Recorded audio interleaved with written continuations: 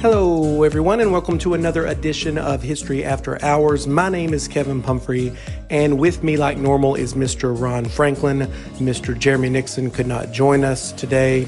We are history teachers analyzing whatever pops into our minds. And on this episode, we spend most of our time looking at the Ukraine situation, trying to figure out what is going on, especially from a historical perspective. That leads us into kind of a conversation about what we thought were as far as battles go, like the most influential, significant battles that really changed history. So we spent a little time talking about that. And then finally, we look forward to our trip to Italy and Greece that's coming up. And we talk about some of the things that we're looking forward to. So with all that, we hope you enjoy the podcast.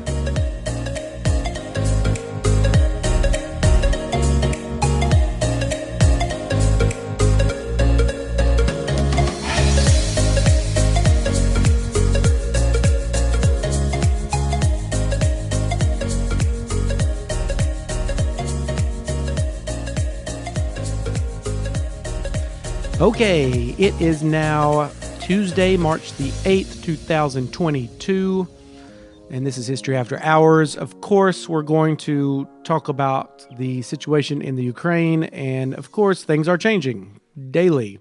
But since we haven't really had a podcast in a while since this is all erupted. Hey, I'm sorry, I don't want to interrupt you too much, but let me start by saying this. Yesterday, so March 7th, 2020 was our last live podcast at Collective Coffee downtown. And at that time, the first question from a student was, so what do you think about COVID? That was the last time we ever met down there. Yeah. What if we'd have said that? Hey, what do you think about COVID? Well, little do you know, this is our last podcast. We're about to be in I hate to spill this on you, but do you cherish this moment because there will not be another one. I mean, that's weird that it's been that long. Right. Like I said, and we're recording today, but yesterday was that anniversary. Wow. Yeah. Yeah, and we haven't done a live one like that. We've done a few things spaced out, gathered with students. We haven't been able to go down there, and we loved going down there too. And but we still have the restrictions in place. I'm not even sure we could do that again, as fun as it was. Maybe someday, but not right now, I don't think. Yeah, that's the interesting thing about doing these podcasts. I don't know how many years we've been doing it now.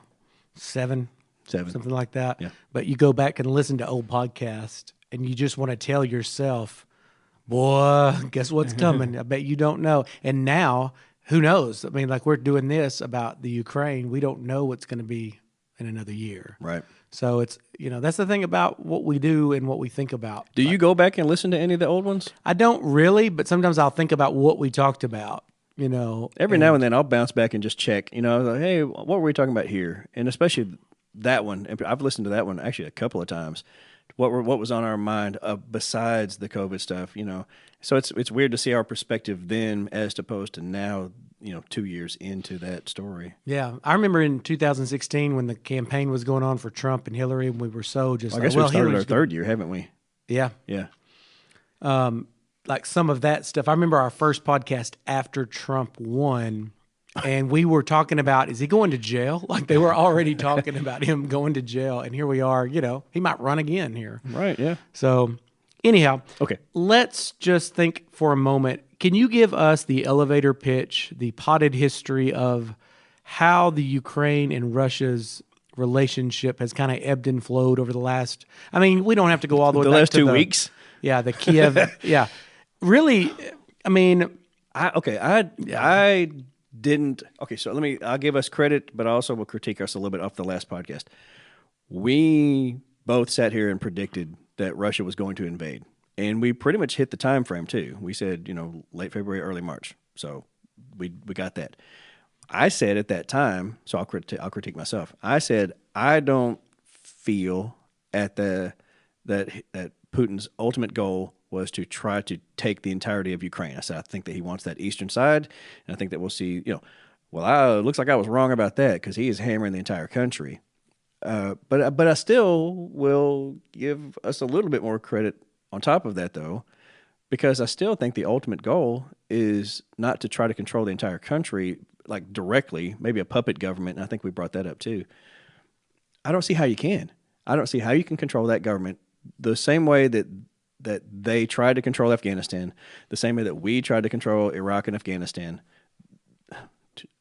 The insurgency mentality, I think, is going to really come up if this comes down to it, and Kiev falls, and they do either arrest or assassinate Zelensky and install some government that's loyal to them. Like, I just don't know that this is going to be over even after the military action's over. So let me just kind of start by saying that. Well, can I ask you a question since we're just on that? Yeah. Do you think and I'm just ballparking here, is there going to be eventually there's going to be a negotiated peace to some degree somehow? Mm. Do you think Putin will let's just say he's doing this, he's pushing into Kiev, he wants to take the country or whatever, but you think he would be back off and just as long as he got those eastern rebellious states, maybe a few other things? Is he trying to do more so then he can have a negotiated peace to get? Okay, that's where I want to go in my mind, to think about the outcome here, to overload here so that you can force a negotiation to get more of what you actually want, which is the eastern side. That makes sense. It didn't make sense to me, the overwhelming show of force to obliterate cities like Kharkiv and Odessa, which is down in the south. I mean, really just they've been hammering it much harder than I thought they would. I was thinking influx, occupation, and then force some sort of negotiation without damaging too much, because you've had a historic relationship with this country. Russia and Ukraine have had. Destroying it to get a third of it, maybe he doesn't care. I mean, I don't know. I think from a strategic standpoint, maybe the overbearingness is to try to get more than maybe he thought he was going to get originally. I was watching the news, and I mean, I wasn't even watching the news. It was just kind of on in the background, and I saw like the little red tape where it said Russian troops hitting Odessa, or I heard somebody say it, and I was like, of course, I'm the American history guy. I'm like, Texas? Like, different city. I was like, man, this is really accelerated. Yeah. But the attack on the nuclear plant there in the southeast, how scary is that? Which is near the people that he actually wants to recruit into his system. If that thing were to melt down and have that's a catastrophe, and the wind blows in that direction. So what are you doing? I mean, you're knocking out power to large sections of Ukraine, plus maybe states beyond that. I don't know. Is that a great idea? I don't. So some of it, I don't get what he's doing. Is he? You've seen in the news where people go, "Has he lost his mind?" Mm-hmm. This doesn't seem as calculated as he's been in the past. This seems like a bludgeoning. But I will say that he was heavy-handed in Georgia. He was heavy-handed with Chechnya and continues to be there, as a matter of fact. So maybe this isn't out of the ordinary. Maybe it's just a bigger zone, and now we're more aware of it because the talking heads are all over it. Can you give us the steelman argument for Putin and him thinking that this is Russia, the Ukrainian country that belongs to Russia? It has historically. That was his part of his argument, right? So just can you walk us through just that, like what are some things that makes him think that he can just do this? That it's his? Yes. That is Russian? Right. Okay, well, if I go back far enough, when we see the foundations of Russia, you've got a city that was established by some of the Scandinavian people who moved in. It was a place called Novgorod, which is still there, by the way. And then you have a city that's on the Dnieper River, which is Kiev. And okay, I've always said Kiev my entire life. That's how I've always heard that. But now everybody's saying Kiev, and so I get to looking at the spelling that they're using now, as opposed to the spelling that's on my map, Kyiv. If you're pronouncing it Kyiv, like, that makes sense. But I've never seen it that way. So anyway, my apologies to Ukrainians if I've been saying it poorly. So, and I will probably slip and go back into my old habits, but I'm trying. Okay, so Kyiv has been a historically important city along that river that had lots of connections with the Byzantines, who were down below, the old eastern section of the Roman Empire that survived the fall of the West.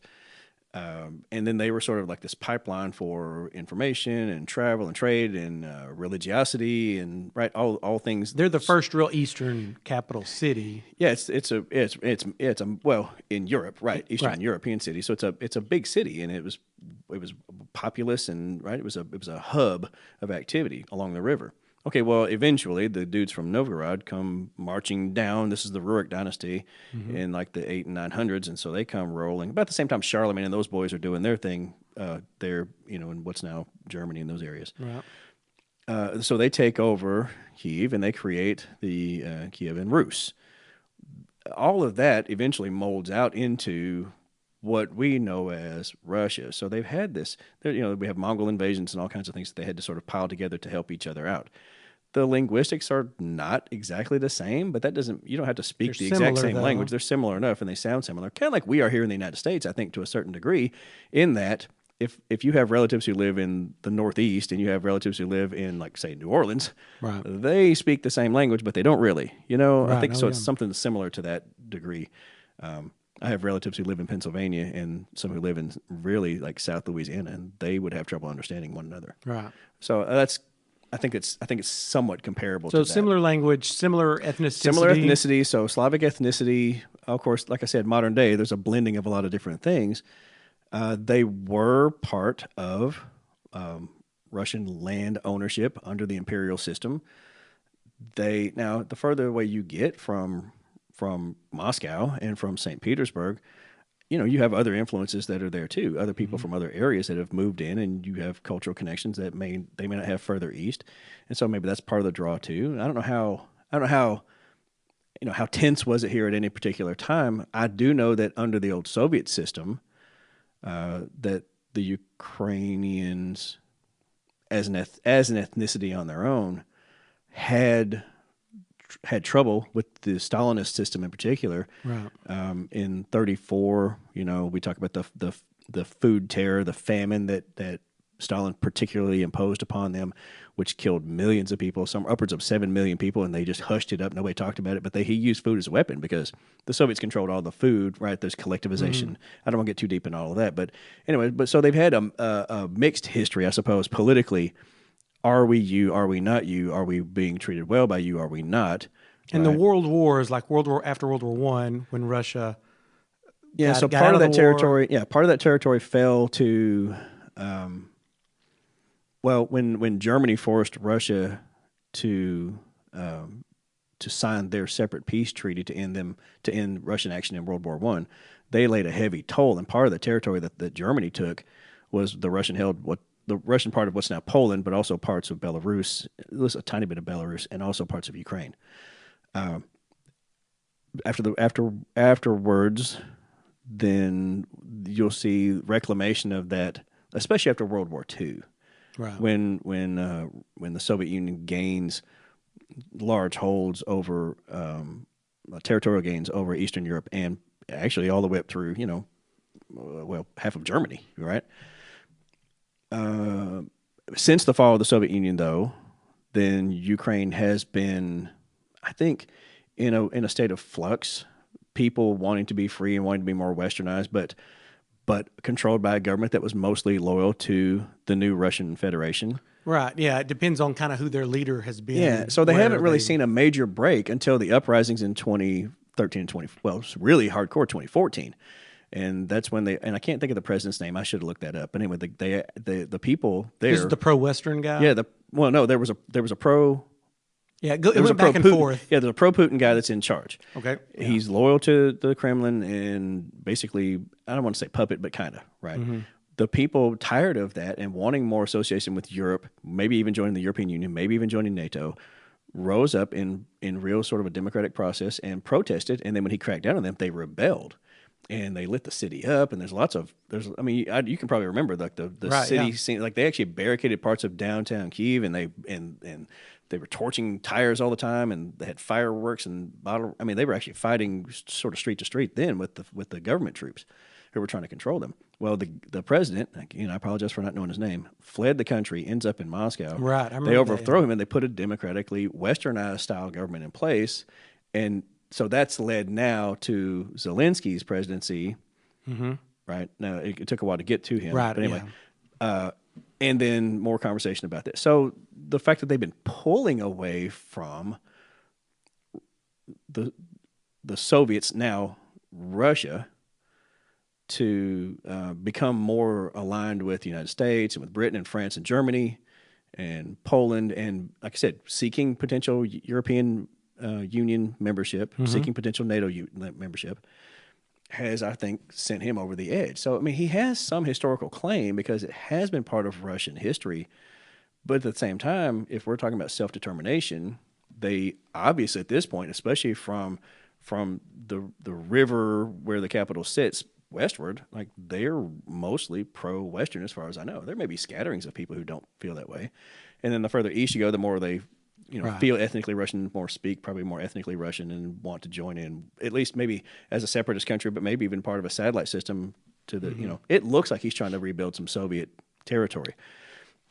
But the way he's doing it and by forcing his hand and completely lying about it too. Like these are things that we teach about every year about how dictatorial people take control and how quickly that can turn on a dime. Well, here it is in real action. Yeah. And I think that this has gotten a lot of kids' attention, even though, we've seen this is not the only war in the world, and it's not it's not the only dictatorial person or group that's held power, and has done dastardly things like this that we oppose. It just happens to be the one that's most gotten their attention, I think, because it's because it's so well documented, I suppose, on the news. You can't get away from it. Yeah, not that you should, but still. But the censorship of the press and the falsehoods that are coming out, the state-run TV. They interviewed Russian people who are like, "This is not a war. We're defending Ukraine. We're helping them out. Yeah. There are terrorists in the country, and no, we're not bombing civilians. They're doing it themselves and blaming us. We're the good guys here." Well, wow. They have limited information to deal with, so they don't even understand their own history, I don't think, because it's so controlled. Right. That's the thing, is like people are controlling what they're viewing, so it's going to skew. You can't really listen to the people because they don't really know. But it is good. Well, what do you think his end game is then? Because like I said, I thought it was Eastern side, and maybe it still is, but this is like possibly. I mean, he may just go for broke. Do you think he's really going to go past this? Will they take the whole country and then, turn the corner and go on? I mean, I don't know. I mean, this could have been part of his whole overall plan as he's slowly been since 2008, with Georgia and the Crimea. He's slowly, been chewing up land. And is this a slow burn to the reestablishment of a Soviet, not Soviet system, but but the Soviet landmass? It's a smart way to do it if you have the patience. If there's an appeasement process, if everybody kind of goes, well, whatever. Well, that's the thing, is you do it a little bit by a little bit. Like, every time you say appeasement, I think of the lead up to World War II. Mm-hmm. Hitler made a lot of those demands. I mean, if you think about, he took over in like 1933. Well, in 1939, we're in all that war, and the Munich Conference was 1938. Like, just very shortly, he was violating things, Anschluss with Austria, and, Putin's just doing a little bit here and then waiting 4 or 5 years, and a little bit here and then waiting 4 or 5. You know what I mean? Like, it seems like this is a smart way to do it. And I'm kind of like you. I'm hoping that this push towards Kiev, however you say it, it was just a play to get them to the table, to give him something, to give him those eastern states that want to be more associated with Russian and don't want to be part of Ukraine that wants to be more pro-West. But I mean, it doesn't look like that. How smart is it, though? I've heard the talking heads say that he blundered, that he didn't expect the Western response or the Western resolve, and or the fight that the Ukrainians actually had in them to defend themselves from this aggression. I mean, or the fact that Zelensky stayed in power. He's still in office. He actually is making announcements from his office in the Capitol now. He did that yesterday.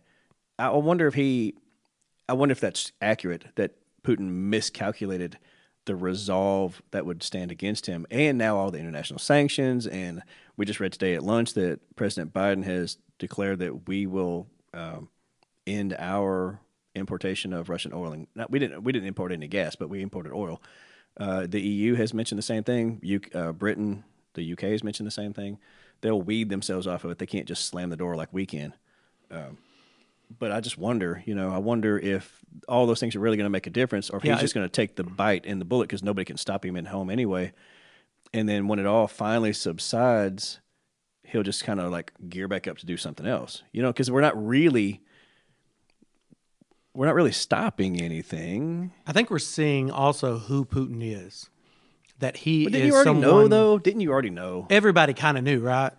But this naked aggression, I mean, they say, whoever they are, but I've heard like Peter the Great and Stalin were like two people he looked up to. And how much, the question is, how much is he willing to put his own people through to get what he wants to get? Because it's not going to be long before a significant amount of Russians aren't going to have electricity, clean water, food. I mean, those are going away. And he had mentioned that sanctions, stopping the oil, is like a declaration of war. Even for the bourgeois, I'm thinking about middle class in Russia. Like, you've now lost access to internet. Not that you had a lot of freedom there anyway, but you've lost access to Netflix announced an end there. I think AT&T, I may be wrong about that, but cell services possibly are like shutting down business there. Companies, of course, they can't wire money, so everybody's pulling out. Facebook, TikTok has announced that they're ending stuff there. Yeah, so I wonder if that's going to have any impact on people with money that he can't necessarily ignore. We've seized wealth and land and possessions from Russian oligarchs, some that are really close to him, including him, by the way. How many of those people are going to put pressure on him? Will any of that matter in the long run, or will he say, toe the line, follow the party plan, listen to what I'm saying, and then it'll be hard, but we'll get through it. I wonder if he's saying the same thing to his people, and can they weather that? It could embolden him to just even be more desperate and do more drastic things. Yeah, right. To get it over with quicker. Okay, so then... and that's where the nuclear... I was going to say, nuclear weapons. What do you feel about the possibility of that? Because I've heard that thrown out there, too. Yeah, I mean, that's the scariest thing. I thought we might be in a situation where we've kind of moved on, as that wouldn't be even that useful. I mean, we have them, they have them. We haven't really been in a direct conflict with Russia in so long. Now this has brought back up all those old feelings of... I mean, that's just destruction on a level like we haven't seen. Okay. I remember the early 90s when I thought the Cold War ended. Right. And everybody was like, hooray. And even Mikhail Gorbachev, the end of the Cold War is our mutual success, and we're all going to benefit. And we felt real good about it. And everybody thumped their chest and yay, Reagan and America and all that. Well, now I've lived now long enough to go, damn it, like we're back. I mean, it feels like we're back to that. Yeah. Cold War competition. Right. With the added threat of nuclear weapons, that's been added back into the system too, seemingly. Right. Yeah, I mean, like just about with any of this. You remember when we were in Afghanistan for so long? You really feel for the Afghan people. Mm-hmm. I feel for the Russian people that are being pulled. Yes, as pawns. Yeah, that's true. Yeah, I don't blame them. And I think about like how much will Putin make them endure, and it's of course these are really tough people. These Eastern European people can withstand a lot. We've seen that through history. But I wonder if we live in a different age now with the technology and communication where it might be easier to protest, rebel, get your message out. Maybe there are ways that we haven't seen. Maybe there could be a whole espionage campaign to try to infiltrate the Russian communication service. You've got basically the world. So you got like China, who I was so worried was going to back Putin on this. Mm-hmm. That was I remember talking to y'all earlier, like them moving against Taiwan, supporting Putin, and they're moving against Ukraine. Yeah, you brought that up, yeah. But now it looks like they're kind of distancing themselves. India has distanced. Switzerland, of all people, is actually supporting you have sanctions. Stepped into some crap if you've gotten the Swiss to break neutrality. Right. So it's like the world has really pushed against, and I did hear somebody say, something we don't know, and Biden doesn't get any credit for this, is that Russia for the past year has tried several things. I'm not in the intelligence department. I don't know what they tried, but I heard two different people say that they've tried several little things to try to cover for this. And the Biden administration and its intelligence department has exposed these before he could do it. And then he was kind of left with, I either am going to do this or not. And that's why it looks so naked to the world, that openness of our communication of intelligence to the American public and to the world reminded me of the the Cuban Missile Crisis when Kennedy came out. It's like, hey, look, here's the real situation in real time. Like this is what we're facing. Don't be surprised when this and this happens. But so this is but this has been going on for a while. Every step, like I remember they would go, he's going to do this. So don't be surprised when he does this. And next thing you know, he's like doing this, and you're like, see, we told you.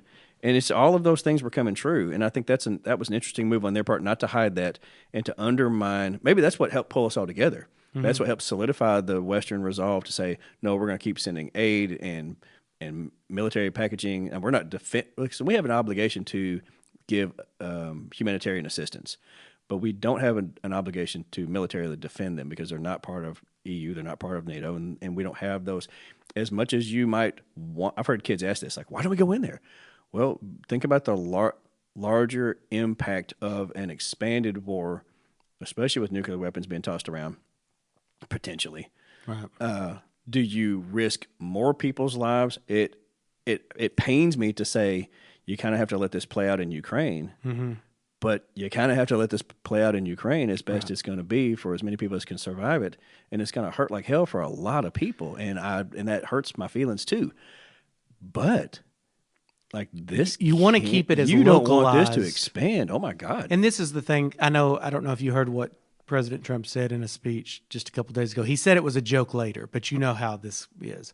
But he said that because he's listened to Sean Hannity, who kind of floated something similar to this earlier.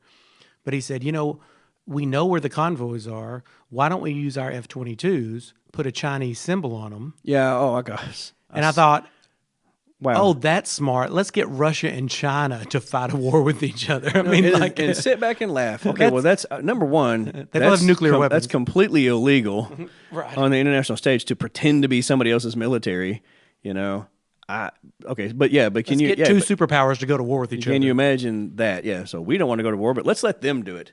Idiot. Yeah, I know. I think we should at least keep this as localized as possible. I think we're doing what we have to do. And, I know any event that happens in American history right now, it gets polarized and, it's Biden's fault, or if it was Trump was president, this wouldn't happen, or whatever. It's just like COVID. But I think what we're doing now, standing with the world, with sanctions and having this unity, and then doing what you can for the Ukrainian people fighting for their lives. Take nuclear weapons off the table and give me worst case scenario moving forward, without going to that spot. Okay, so just let's compartmentalize that. What's worst case scenario? Ukraine falls, and what? And he doesn't stop. It's Sudetenland all over again. Yeah. And then we have to go. Like, he takes Ukraine, we all expect him to. Okay, Kiev falls, Zelensky, whatever happens. Okay, but Poland, if he stops, Poland has half of Poland has at one time or another been part of Russia and or Soviet Union. There's a lot of countries over there. Latvia, Lithuania, Hungary, Estonia. Parts of Hungary. Yeah, so where do you go from here? Is there more that you want? Is this just the opening round? And if we don't step in now, is it too late later? Is it already too late? That's how I can't imagine being the person who has to help make those decisions. Like, we get to sit around and talk about it, and I'm interested in the outcomes, obviously, and I cry for the humanitarian crisis that is. But at the same time, like, we don't have the pressure of going, how do we actually manage this? And make it as small as it can be, as large as it is. You have to figure out a way to minimize it and you make it be over, right? Or help it. I guess you can't make it be anything, but you can push it in certain ways. Well, the comparisons with the Sudetenland and Czechoslovakia. Right. The Anschluss with Austria happened basically with no violence. But the whole propaganda was, look, we are similar blood, similar language. So we're just going to unite. What if let's hope that that's not this, and then he says, "Hey, let's just have a little bit of Poland." What if people in Poland go, "Let's join them"? I mean, they could abandon NATO. They don't have to stay as NATO members. What are the possibilities that some countries that we are now allied with break that alliance and go on to the other side? I mean, like Austria did in World War. I'm sure there are pro-Russian groups in Poland. I mean, people don't realize that when Hitler went to, during World War II, when he invaded Russia, I think his biggest blunder, as he was marching across Ukraine, many Ukrainians joined him. And I'm not most of them, but many of them did, because Stalin had starved them out in the 1930s. Yeah, right. And so like many of them like, well, nothing's worse than that. We'll join the Nazis against the Russians. Now, of course, as time went on, by far a majority of Ukrainians fought with the Red Army when they were going back and saw them as liberators when they were coming back across. But it's like we draw these invisible lines and say, this is a country and they think this. And here's a country and but, people are people. There probably are many people in Poland that, are pro-Russian and want this to happen. And then, it's just like we can't, who's to say? But we do have to respect international law. I never really thought about uprisings in the NATO countries themselves that might tear them apart, too. I don't know, man. Wow. Yeah. We thought we had it licked after World War II. I mean, we learned horrible lessons in World War I. We thought we kind of fixed it in World War II. We had our alliance systems. We had the UN. It seemed to be, weakening the Soviet Union. Eventually they fell. But it seems like those old problems are starting to rise back up, But I'm hoping what you need to do is keep Russia isolated as much as you can from the rest of the world. We don't need him and China to get on the same team. But see, but that's what I was saying a while ago in that there was a time when I really felt that maybe they were ending their isolation and they wanted to join the West to some degree. Let's be on more friendly terms. Let's be helpful. But then that has changed. This second round of Putin, I don't think he ever really went away to begin with. But so you had him, and then you had Medvedev, and then you have him back, and he's become this. He's become the guy. I don't doubt that he is the singular power in that country. Do you? No, I'm kind of suspicious of republics where they have a president that's reelected with an 80-something% approval rating for 20 years straight. Yeah. I mean, humans aren't like that. At some point, you get tired of the guy. All political opponents seem to find mishap finds them. Poison and death. Yeah. Radiation. Yeah. Yeah, and he's an old KGB agent. I mean, like. Was that all an illusion, or was there, because you think about, freaking McDonald's, the symbol of corporate America, essentially, right? Them and the other big name international companies, Coke and what you can name off all these. They were the first ones to go in. McDonald's was. There's a McDonald's in Moscow in the early 90s, and you're like, look at this.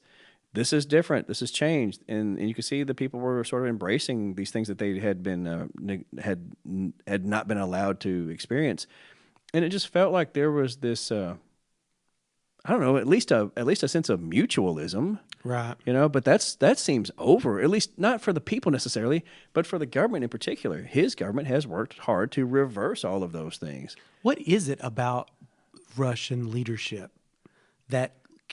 Why can't they get on board with the rest of Europe, with the West? What do they hate about us? This has been their tripping point for a lot of different times where, they're in a weird geographic position. Are we Asian? Yes. Are we European? Are we something in between? Culturally, it's just they're just a different. But out of all the ethnicities that exist in Europe and Eurasia, let's say, like. Why couldn't they choose to be more open and progressive and more cooperative? I've never quite understood, especially in modern day, why they just felt the need to resort to isolation. I get it back in the 1700s when communication is slow and transportation is slow and you're way over here and they're way over there and there's a big gap in between, and you can't. They don't get the Enlightenment age the same way we do, and they had millions and millions of serfs because they kept feudalism until the mid 1800s, mid to late 1800s, as a matter of fact. And those people, they suffered during World War I like nobody else, and World War II fighting for their lives over there. Yeah, so after all that calamity and out of all that misery, based on their isolation and misunderstandings with the West, why don't you put all that aside and go, well, it's time for us to really be cooperative? But that has not happened, and I was under the illusion that it was going to happen. That's me. That's my mistake for being, optimistic, I guess. But what sparked this invasion was Ukraine making motions like they were going to become more so Western. Obviously, this is not what they want, or at least that's not what the Kremlin wants. I don't get it. I don't know why it's that you versus us mentality. They would be better off, in my opinion, to join in with the rest of the world, and let's all be like you. We could expand together. Why do you have to? it's almost like they're mercantilistic. You know how they go, in order for us to win, someone has to lose. Right. That's a weird mentality, especially in a modern day. Think about what the Japanese people did after World War II. They had to just completely scrap their mindset, their way of thinking, the East Asians co-prosperity sphere that they wanted did it to in the mid to late 1800s too, because we showed up in 53, Right. and they were still they were under the Tokugawa shogunate, and they transformed themselves from that really backwards and isolated group into an industrial powerhouse by the time you get to World War II. And even though they have problems, just like China does with human rights and communism and all that, but even China has opened up to capitalism and has done some things to become more. It's a state-controlled capitalism, which is weird, but yeah. But they're, I mean, it works for them. You can see how their economy's blooming. Yeah, I'm not saying those are good things, but they have opened up to some ideas. But it seems like Russia, when they did, they advanced. Right. Oh yeah. I just don't get it. Why this is our land. I wonder what the average Russian. Seriously, I wonder. I don't know anybody from Russia. I don't know anybody from that part of the world. I just never have been. Apparently, I didn't know this person, but apparently we had a Ukrainian exchange student at one point. I don't think I've met them, but I wonder what the average Russian citizen thinks about their history in this moment. Are they like, well, good, back to basics, or are they like, God dang, this again? I mean, I wonder. Yeah, I mean, when I think about the Russian people that I know a few podcasters that I listen to that have a Russian background, arm wrestling and sports, obviously. But I think about how proud they are. A proud people. They have this heritage, and that's one thing that Stalin, when Hitler invaded, he had been communism. Hitler invades. He goes silent for 2 weeks because he didn't know what has just happened because they had a peace agreement. But apparently he got on the radio, and the way he was able to galvanize Russia against Germans is like, okay, we're not going to talk about communism right now. We're going to talk about being Russian, our shared heritage. And we have these German invaders, and we're going to come together as a Russian people. Maybe there's some of that still, that just that pride in that ethnic group. I mean, of course, about World War I. You don't have to give up being Russian to be understanding of other people and be non-aggressive. Like, why does your government feel the need to be aggressive? Is it because is there an inferiority complex and you've got to like dominate? Is that it seems to be Putin's strategies. Like you got to prove something. We are a superpower. We will rise again. Something, I don't know. There's so much at work there. I wonder if it's hard for us to figure this out because we're here, where we don't have this ethnic. Hey, we're all whatever. I mean, what are we? We're a melting pot. We're something. We're all a mixture of different cultures, which most countries are to a degree. We've promoted that idea, though. Like, that's very different than most places I've studied, especially in Europe. Like, our diversity is our strength. That's our national heritage, diversity. That's not their story in most of these places. It's very ethnically isolated, and there's a lot of hatred back and forth. And maybe this is just another rise of that moment. I don't know. Like I said, it's hard from our 2022 brains that don't think about let's all get together because we're this. Yeah. I mean, we do unite as Americans based on a creed, based on the Declaration, based on natural rights and human rights and all that. But maybe it's different when you can unite through blood. Like this is our ancestors. Maybe. And I don't know. China did it, of course. Every country's shown some of that. I don't know. Yeah, but it's messy though, right? It's a messy thing. I think here's my best case scenario. He pushes few more days. That's what I was going to say. Okay, so worst case scenario, what's best case scenario now? Best case is, the fighting stops right now. But best case I would think is him not taking Kiev. Practically then, what is the best case scenario? He pushes at Kiev. He shows all this force, but he backs off and has a negotiated peace where he just takes those eastern places and maybe some economic. Do you think there'll be this ultimatum like, give me Zelensky and I will let you live? I mean, I wonder. I don't know if he's going to be, I don't know. He could probably get that done without. He's got this real cowboy attitude though, so maybe it's showdown at high noon in the streets. But if he takes Kiev, then that tells you something right there. If he takes that city and says, okay, you're mine. I think if he bludgeons that city, that's a different story than if he just occupies the city. Right. Targeting civilians has been really big in the news too, by the way. Have you been seeing that? Yeah. Like these people are trying to flee, and you're watching them take take hits from mortars and missiles and shells and strafing from planes and helicopters. It's horrible. I hope though that what could we do more without crossing the line exactly. into breaking our neutrality? How much more could we do, you think? I don't know, but I don't want to do much. I mean, I don't want to do anything that escalates this, right? Nobody does, but people can make these like little gestures. Do you buy the commentary from people that say he's lost his mind, he's crazy? I don't think so. No, I don't. Maybe this does seem not smart. Maybe not. Well, I didn't say it was smart. I'm going to say, but do you think maybe now he's packed himself into a corner and he's just going to lash out? I mean, maybe. Yeah, maybe so. I don't know where it goes. I'm not even going to predict at this point. I hope that it can stop. Yeah, I hope he doesn't take Kiev, like bludgeon the city and just. But it looks like he's going to, and then I guess maybe take all of Ukraine. But that doesn't. But you're going to be. Then what do you say? How do you justify that? The punishments are going to continue against him from the West and maybe globally, and I think that you're going to face a continuous insurgency from the Ukrainians themselves, even if you take the government. Right, they're not going to go away. Yeah, and there are people who are outside the country who are going to try to come back and help fight against. And there's going to be people that's going to be shoveling them weapons and food and money. And like this is not going to be over unless he backs off. Yep. Like so that's what I'm saying. It doesn't make sense. Why are you willing to risk this? Even if you are a fan of the Soviet Union, Mr. Putin, don't you remember what a debacle Afghanistan was for y'all? It was your version of our story in Vietnam, and it helped sink your economy, and it helped pull your country apart, and that's part of the reason why the Soviet Union fell apart. So if you are trying to reestablish that this does not accomplish that. Yeah. So that's what I'm saying. I'm confused. So let's just talk for a moment about the sanctions. I mean, the U.S. declared today, or yesterday, that we are cutting off Russian oil. Now I think we only rely on like 3% of Russian oil, but of course we're going to see it in our gas. Yeah, we don't import much, but it's a global condition. It's not about us; it's about the global market. And more specifically, Europe. 50% of their oil comes from, so they're having to scramble right now. And gas, natural gas. And this is where I think it goes back to hit Russia because this is their main economic thing. If people aren't buying their oil, their economy suffers. Everybody's pulling out with these sanctions. The Russian people themselves are going to start suffering in pretty bad ways, besides the violence and the people dying in the battles. And how much heat can he take before they turn on him, you think? Would they turn on him?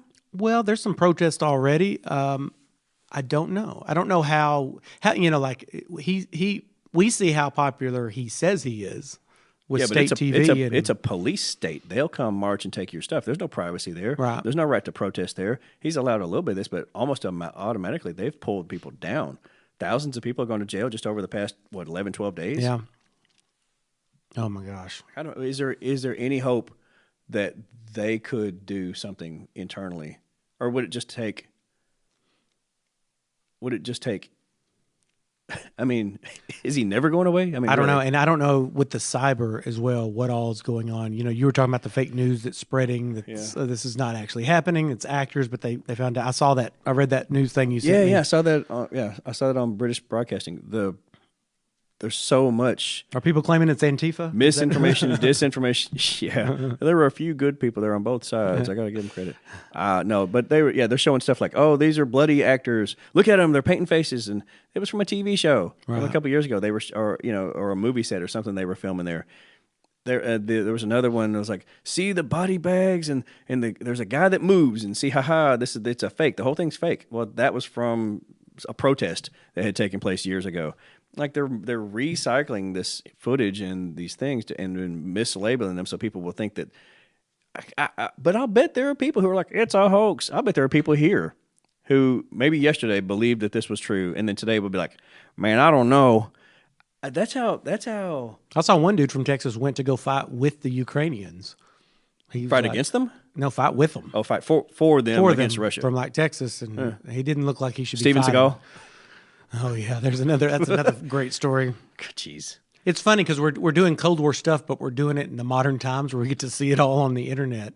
and you don't know how like Russian bots. You don't know what's going on, and I'm going to go fight for the Ukraine. Like you literally could have Russian bots stirring up people around the world to go do things. Yeah. Or you could have other misinformation to stir up people against Russia. I'm sure there's a whole war going on in just that field. I just don't know what he considers to be a win in this scenario because you have stepped so hard.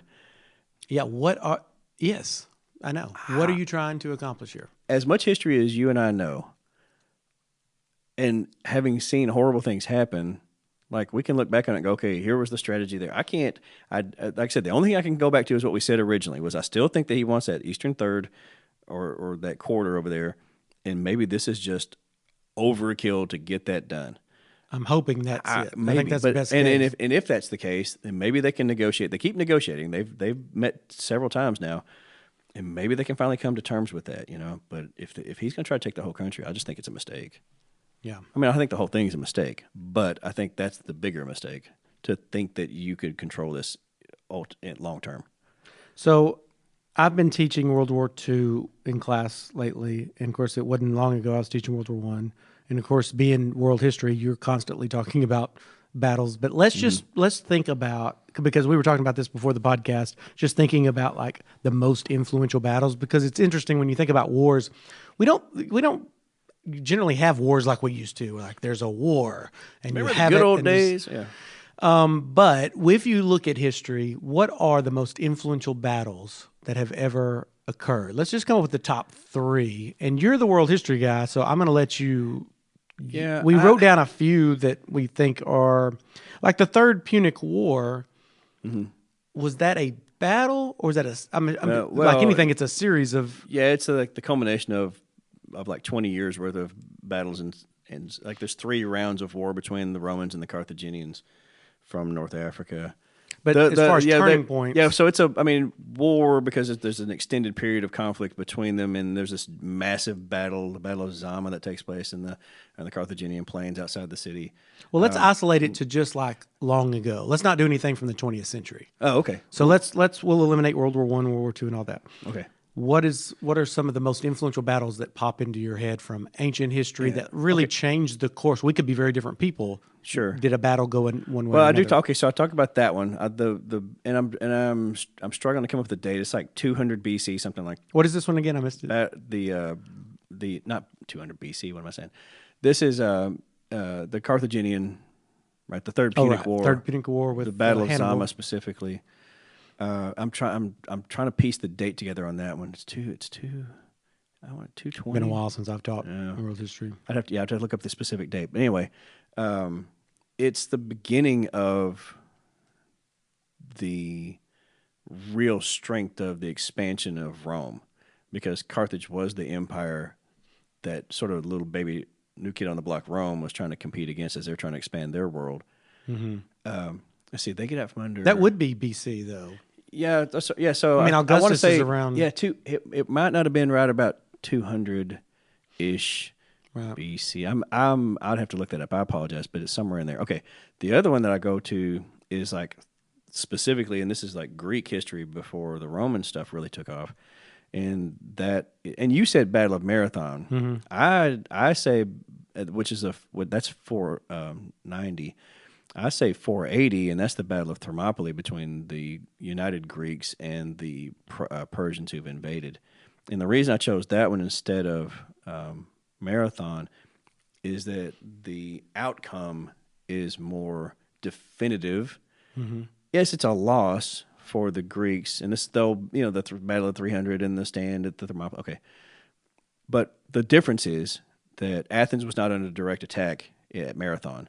Like they were, the Persians had come to prove a point, and they were probably going to take the city a little bit, but it wasn't going to destroy it.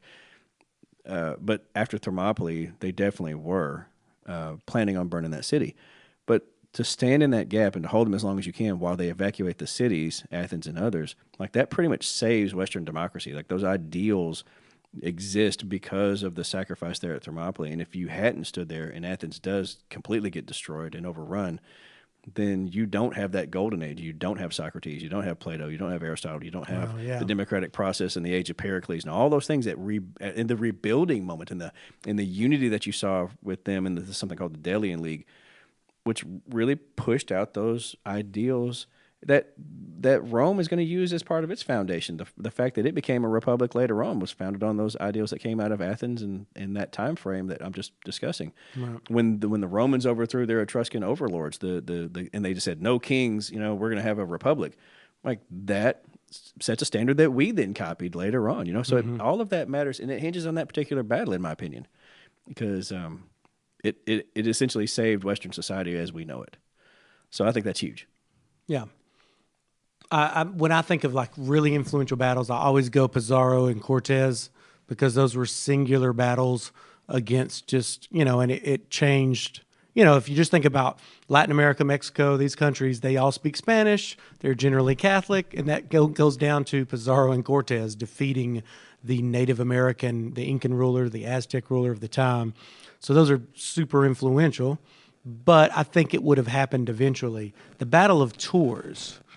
Ooh, yeah, 730. I do know that one. I just looked up Battle of Zama, 202 BC. So I was right in the right area. Oh, okay. Yeah, I wasn't confident, so I had to look it up. Yeah, yeah. So the Battle of Tours that occurred. This is Charles Martel. Charles Martel. So this is like the hammer. The grandfather of Charlemagne. Yes. So how, in your opinion, is that battle influential? Oh, that's huge because the group that he was fighting against were alliances from the Umayyad Empire, which had basically taken over the Arabia, come across North Africa, crossed over the peninsula into Spain, and was then encroaching upon other parts of Christianized Europe. Charles Martel was able to hack together basically some sort of, I'll call it a piecemeal Christian army to try to stand on the lines against the movement of Islamic forces. There was no guarantee that they were going to actually build an army. They were relatively inexperienced. The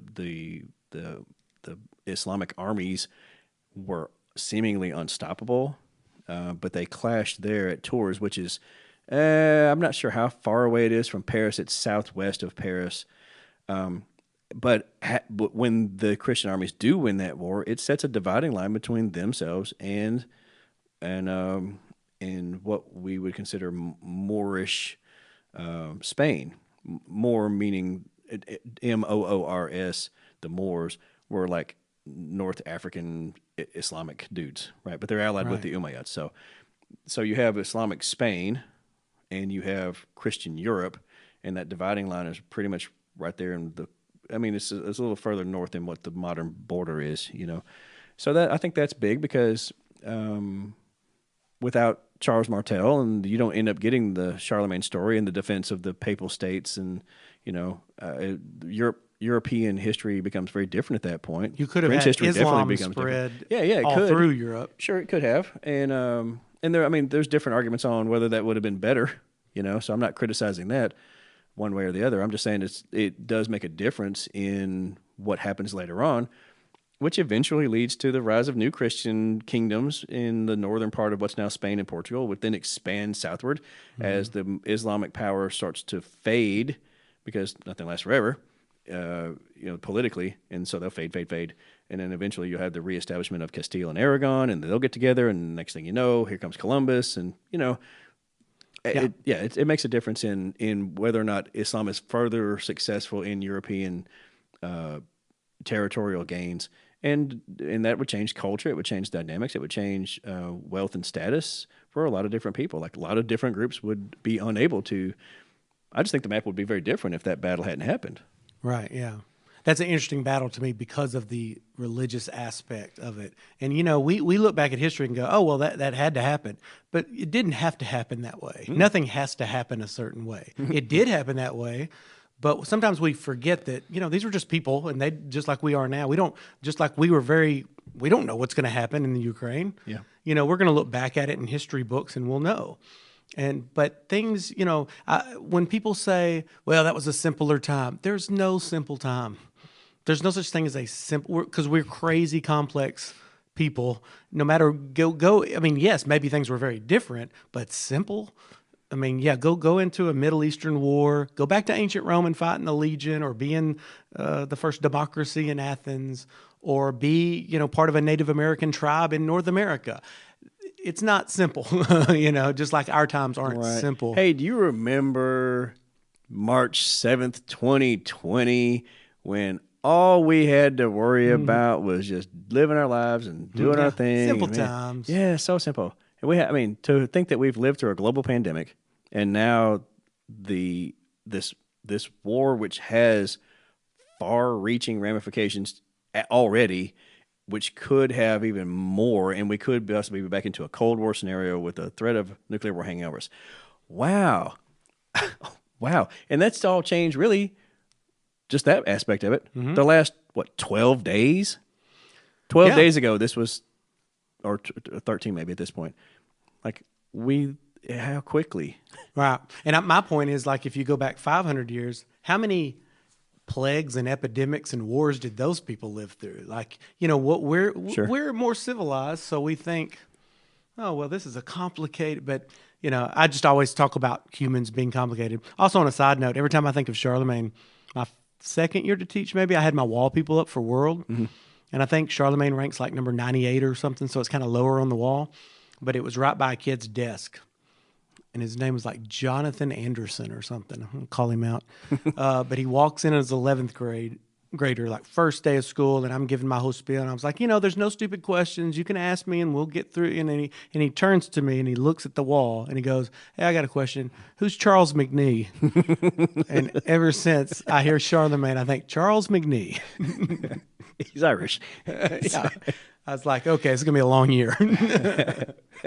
But anyhow, okay. Well, all right. Anything closer to home? Anything because I always think about Gettysburg. Oh, okay. Yeah. So, well, I mean, the Battle of Quebec, people forget that in the French and Indian War, before America was a thing, there was basically winner take all for North America between France and England.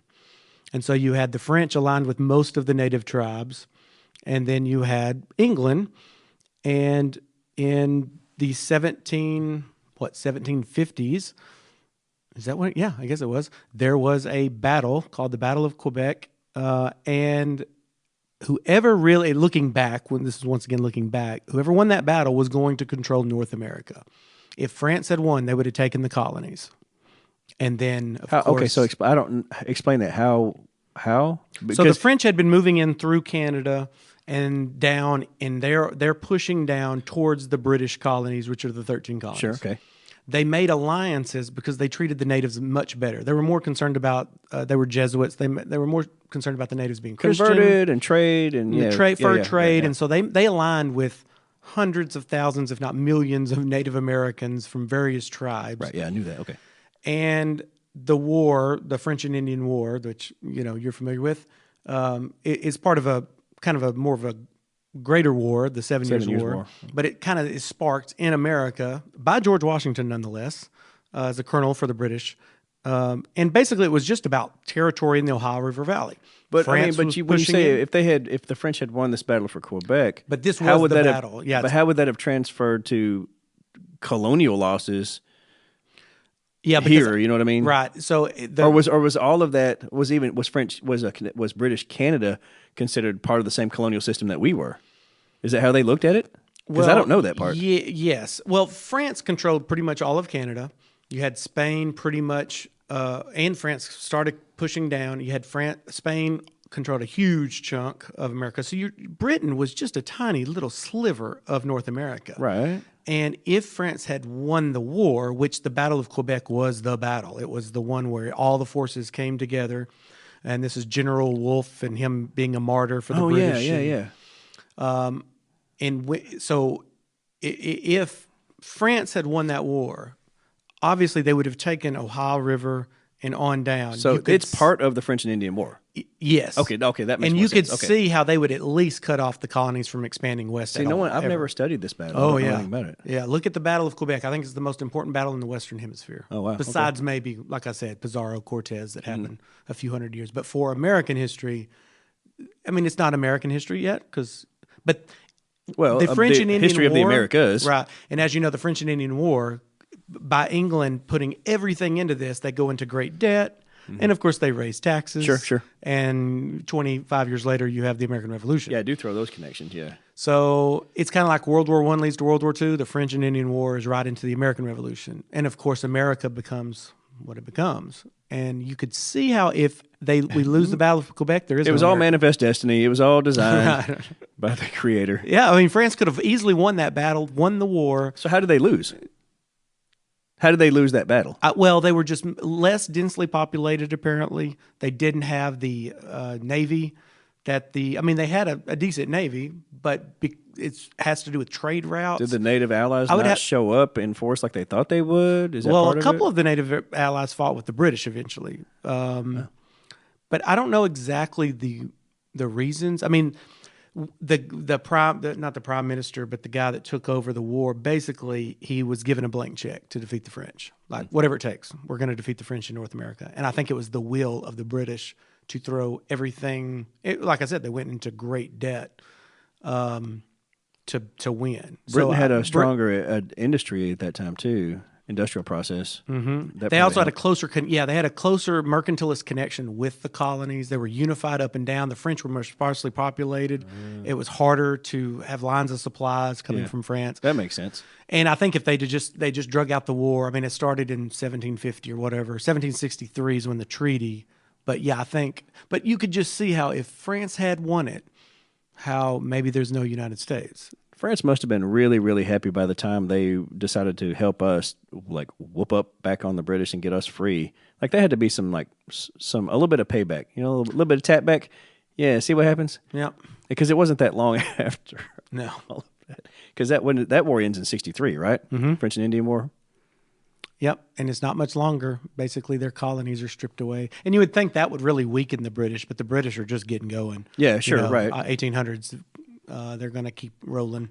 That we were, and if I remember right, it seems like we talked to some of our friends in Britain about this. They were like, "Yeah, we don't really talk much about y'all." I mean, not because they're embarrassed, but because it didn't really change their course of history that much. Right? Yeah. Yeah. Which kind of hurts our feelings because we're like, "No, you miss us." Right? Yeah. They you didn't needed really. us. They're coming back in 1812 anyway. Right? Yeah. That's true. Yeah, and that was they whooped up on us pretty good in that one. But at least we got the Star Spangled Banner out of it. Hey, yeah. So have you seen that flag too? The real one? It's in DC. It's either, I don't remember if it's in the National Archives or if it's in one of the Smithsonian's. I know of the one that was actually on the ship. Oh wow. That's awesome. Anyway. Yeah, there's so much history. That I told my kids today. I said, like, this classroom stuff is not the best way to teach history. I wish I could just take you. Like let's just end on this. Yeah, we're about to go on a tour to Greece and Italy. Mm-hmm. And going back to America real quick, I told my kids, like, look, we need a semester to make sure everybody knows the basic history, but then I take you to Philadelphia, to Boston. So we are about to embark in a couple weeks, God willing, to Italy and Greece. Now, you are the world history guru. You're about to see some big world history things. You've been to Italy. This will be your first time to Greece? First trip to Greece, yeah. First time to see Athens. So as we end here, give us some things you're really looking forward to seeing in Greece or just overall. Yeah, just to walk through the streets in the same paths as people who had such a dramatic impact on Western culture, Western society, Western thought, philosophy. I mean, to a certain extent, religiosity, because you think about how Greece and Rome were the places where Christianity really took off, and right, Paul does his works because he was Greek, basically, right? Yeah. And then Rome was the center where the church it founds. But then you have those two areas together blossomed and pushed and really sort of molded Christianity into what we can see today. Not just for Catholics, but I mean also for Protestants, because you stem from all that. So to see the foundations of all of that, to marvel at, even though I know it's in ruins, and maybe it's cliche to say I want to see the Parthenon. I do. I want to see the Parthenon. Yeah. I wish it was not blown up, but at the same time, just to be able to see it and to admire it, because I've studied it so long and thought about it, and to stand on the hill in the Acropolis and look out over the city and And like I think that's gonna be really amazing. We get to go to Delphi as well, which I think is cool. Or I guess it's Delphi. I've heard it both ways. That's one of those things like Kiev and Kyiv. I've always heard Delphi my whole life, but then recently I've heard it go, no, it's Delphi. I actually talked to 2 Greek students at Henderson, and they said Delphi. So did they? So I said, are you see, sure? now I'm confused. Okay. So maybe that's what it is. Maybe they were tricking me. Okay. Well, anyway, the Oracle. Right. Yes. But if nothing else, one of the things I learned first when you convinced me to go on that first trip to Italy was just to be in the landscape itself and to experience the geography and the climate and the food and like I said, just to like roll through and see it and visualize what it must have looked like. Yeah, and you're right. You get a sense of size and scale and proportion, and you go, I get why they may have done this and this and that. So yeah, that's like where the Arch of Constantine is in relation to the Colosseum now. I can actually know that before, but you really know. Yeah, I can walk the city in my mind. I know how to get from here to there. I could do it, and so yeah, but I can't do that with Athens, and I'm looking forward to being able to. And I know you have the modern city around the ancient stuff. Same with Rome, but are there 2 other countries that you could visit that had more of an impact on Western culture and Western thought than Italy and Greece? Not as deeply. I can't think of anything right off.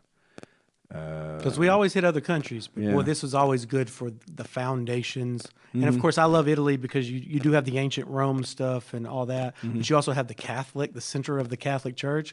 And you also have the Ninja Turtles, Renaissance painters, and all that comes along later. Yeah, so that's the other thing, because I teach art history now to go and see. Like I hope we have time to get into some of the museums in Athens. I'm not quite sure what the itinerary is going to show us there. So I know we're going to go, hey, here's Agora, here's Acropolis. Cool. Can we get into the museums too? Like, what else are we doing? Right. But also, like I said, just to see the land, to see the water, to see that part of the Mediterranean and the Aegean and the Adriatic. Like we're gonna go on our little Adriatic cruise there across the water to get to Greece. Just to look up at the sky or look around at the water. And maybe I wonder how. I wonder how far in our travels will we be away from places like Thermopylae? How will we be close enough for us to get a feel for what those areas are? Very mountainous, but then there's the water too. We'll be a lot closer than we are now. That's what? That is definitely true. I think about that era. I think about the Battle of Lepanto. Oh yeah. By the way, where the Ottomans were finally crushed their sea fleet. So that's a major turning point too, because it stopped Ottoman expansion over the sea. Okay, so anyway, we'll be near that too. We won't be too far away from those where that happened. So travel, people, travel. I'm looking forward to it, man. Can't wait. All right, well, that is History After Hours. We will see you guys next time. Goodbye.